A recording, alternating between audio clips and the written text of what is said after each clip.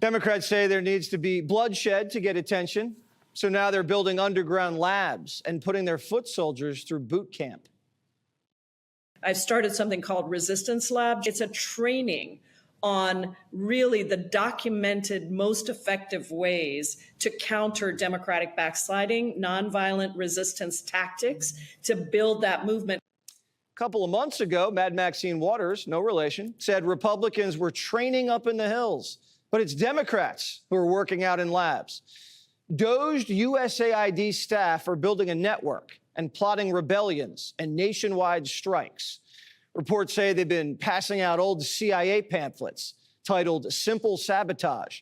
The strategy is to harass and demoralize the enemy. Primetime went inside one of these resistance labs, and General Jayapal is whipping her army into shape. Governments and institutions together do not save people from dictators. The thing that saves people from dictators is the people. It is large-scale mass movements of people. If you have the moral high ground and you act with dignity, then anger is incredibly compelling and people will join you. We're getting reports that the Abrams tank is flanking in from the south. You send the U.S. Marines into spaces they should not be. You send the National Guard in. You kidnap people off of the streets and pretend that's normal, because that's how you quiet dissent, because you make everyone afraid that if they don't do what you want, they might be next. And once you've done those 9 steps, step 10 is easy. That's when you decide there won't be new elections, because everyone's either afraid, poor, broken, or complicit. Stacey says Trump deporting bad hombres means we're never going to have another election. Democrats are acting like it's do or die, and they're on a warpath. A Democrat running for city council in San Antonio just took out a hit. Quote, "I want to see a few dead ICE agents in Los Angeles. Don't let me down." Wow. Radicals are already answering his call. A New York man was just arrested for threatening to murder an ICE agent and his kids. After an ICE sting in Virginia, he says this: "I can't wait to put a bullet into this guy's brain. But first, his children." Are you serious? 43-year-old Matthew White also posted things like, "Kill them all. ICE is the new age Gestapo. Stop them." And told Homan, if your ICE agents don't show proof of identity and a signed warrant, we will kill them. Over 24 hours ago, a gunman opened fire on a Border Patrol facility in Texas. The Justice Department calls it an organized tactical ambush. And Bondi's crew just hit these wannabe assassins hard. Today, my office has charged 10 individuals with 3 counts of attempted murder of a federal officer. It was a planned ambush with the intent to kill ICE corrections officers. Make no mistake, this was not a so-called peaceful protest. It was indeed an ambush. We have the mugshots. Look at that. Big surprise. 2 of them are trans. One of them, a dude named Cameron, wants to be called Autumn Hill. Okay, Autumn. Miss Autumn pulled up with her gang draped in black military-style clothing and fired off dozens of rounds. One of them was across the street and fired up to 30 rounds at officers outside the facility. And they had Fight ICE Terror with Class War and Free All Political Prisoners spray-painted on their flyers. Oh, and Fight Oligarchy and ICE Pigs were spray-painted on cars. And that's not all. In California today, ICE agents tried to booby-trap a Border Patrol vehicle and blow out its tires. No one got hurt, but 4 people were arrested. Homan says it's only a matter of time. I said over 2 months ago, if the rhetoric continues against ICE agents and Border Patrol agents about being compared to terrorists, like Congressman J. Paul did, being compared to Nazis and racists, that it's going to end with the use of force, that either a criminal is going to die or an officer is going to die. I've seen this recipe before. I knew it was coming, and I don't think it's over. Assaults on ICE agents are already up 700%. And Democrats want it to get even worse. Remember the senator who lunged at Kristi Noem? He's proposing a bill that would unmask ICE agents. They want masks banned and officers to show ID before they bust a bad guy. Not show ID to vote. You have to show ID to arrest MS-13. And it's the first time they've ever wanted to ban masks. Mayors in blue cities say they're leaving ICE in the dust. This administration, the Trump administration, has caused so much consternation and division. Look, we are a welcoming city ordinance. Our local police department will not ever cooperate with ICE. Hey guys, we're going to jump right back into this clip because I want to show you the rest of this. But first of all, just going to pause for a second and say, did you catch what just happened? The left is literally training in underground boot camps using CIA sabotage manuals and planning coordinated attacks on federal officers here in America.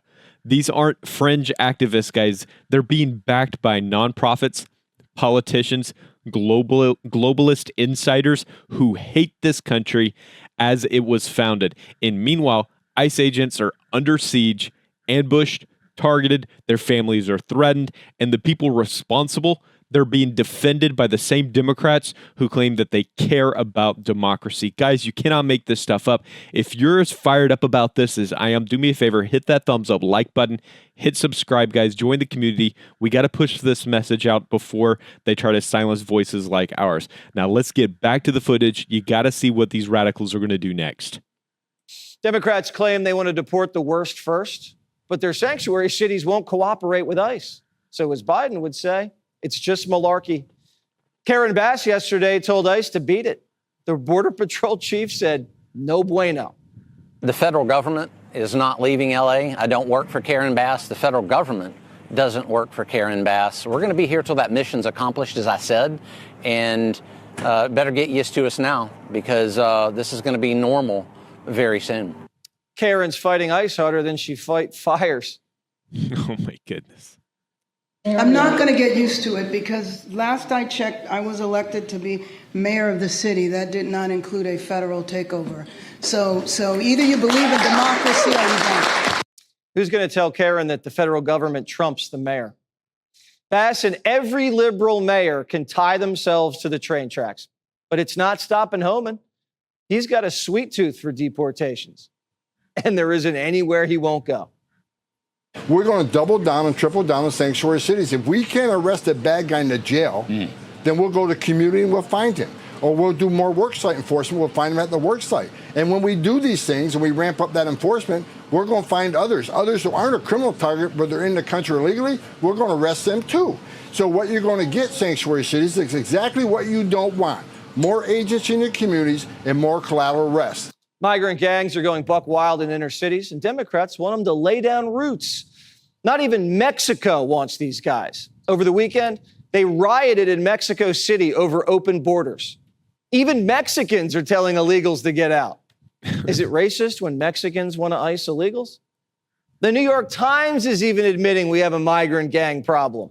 After calling the Venezuelan gangs who took over Aurora, Colorado, a false story, now the Times is saying Democrats denied this city had a gang problem, but the truth is complicated. Democrats are dying alone on this hill. They're building resistance labs, shooting at ICE agents, and deep staters are using CIA tactics to sabotage Trump. Who else knows what's up their sleeves? They've rioted, firebombed cars, and shot Trump in the head. The Daily Caller reports USAID sent thousands of viruses to a biolab in Wuhan, linked to the Chinese military. And they did it for 10 years. If the labs or viruses don't work, there's always voodoo dolls. Click here. Guys, this is where we are, folks.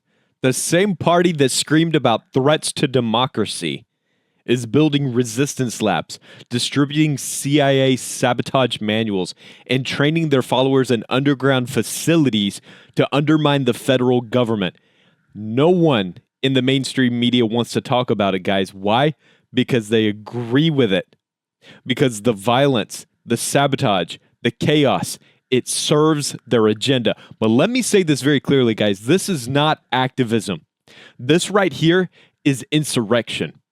They've shot at federal facilities. They've tried to booby trap government vehicles. They've plotted assassinations against ICE agents. They've threatened their kids. And the response from Democratic leadership is silence, or worse, encouragement. Karen Bass says that ICE isn't welcome in Los Angeles. Maxine Watters accuses us of organizing militias in the hills, while her side is actually training saboteurs and radicals with military-style tactics. Sanctuary cities are harboring criminals, and the mayors are proudly telling the federal government to back off. So, after all that, guys, let me ask you this. What kind of country are we living in where law enforcement is the enemy? I've been seeing this ramp up over the last few years. What kind of country do we live in where we say the violent anarchists are the heroes? ICE agents are facing a 700% increase in attacks, and the people responsible are being told that they're brave, that they're resisting fascism. No, they're the ones that are creating it. And it goes deeper than that, guys. We just found out that USAID, did you hear that last little piece right there? If you made it all the way to this point in the video, by the way, hit that subscribe button, guys. But we just found out the USAID, a federal agency, sent viruses to a lab in Wuhan tied to the Chinese military for over a decade. Think about that. Our own government was helping arm one of the greatest adversaries in the name of research. And now that same government is being used to destabilize our own country from within. They've already tried to take out Trump once, literally. What else are they willing to do? More than once. They tried to take him out more than once. They've got activists calling for dead ICE agents. They've got gangs tagging fight ICE pigs on the streets. They've got far left radicals firing 30 rounds in coordinated attacks. This right here, guys, is a war for control, and they don't care how many lives they destroy to win it. Here's the kicker. Even Mexico has had enough of this madness. Illegal immigrants rioted in Mexico City because Mexicans said that they didn't want open borders. Let that sink in. When even Mexico is telling us to get it together, you know things are off the rails. But guys, we're not going to win this battle with silence. I promise you, silence doesn't work. We're not going to stop this takeover with compromise. What we need right now is we need boldness, we need truth, and we need to call this out for what it is. It's treasonous, radical, anti-American extremism. And I promise you this, as long as I've got a voice, guys, I'm going to use it to expose every last bit of this.